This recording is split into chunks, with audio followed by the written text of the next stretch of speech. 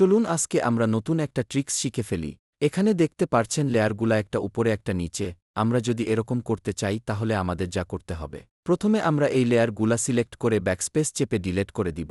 এরপর ellipse tool select করে একটি সার্কেল নিয়ে নিব। এরপর এখন এখানে ক্লিক করব, দেন এখান থেকে সার্কেলের স্টক কালার নান করে দিব। দেন এরপর এখানে এসে স্টক কালার 14 করে দিয়ে স্টক বাড়িয়ে দিব এবং এটাকে একটু বড় করে দিয়ে এদিকে নিয়ে এসে রাখব, যাতে আর একটা কপি করতে পারি। দেন এরপর উপরে এসে অবজেক্ট ক্লিক করে এক্সপ্যান্ড, দেন ফিল স্টক দিয়ে ওকেতে ক্লিক করে দিব। দেন এরপর কালার পিকারে এসে যেকোনো একটি কালার পিক করে দিয়ে দেন ওকেতে ক্লিক করে দিব এবং এরপর এই লেয়ারটাকে সিলেক্ট করে কিবোর্ড এর অল্টার ধরে মাউস দিয়ে ড্রাগ করে এই লেয়ারটাকে আর একটা কপি করে নিব এবং এরপর আবার দ্বিতীয় লেয়ারটাকে সিলেক্ট করে কালার পিকারে এসে অন্য আর একটি কালার সিলেক্ট করে দিয়ে দেন ওকেতে ক্লিক করে দিব।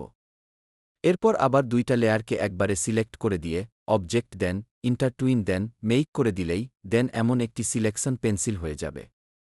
দেন এরপর উপরের অংশটুকু এভাবে সিলেক্ট করে দিলেই এইরকম উপরে নিচে চলে আসবে।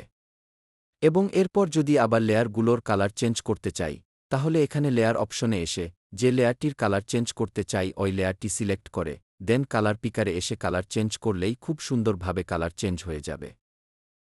তো আজকের ভিডিওটা এই পর্যন্তই। যদি ভিডিওটা উপকারে আসে অবশ্যই একটা লাইক করে যাবেন আর আপনার বন্ধুকে শেয়ার করবেন।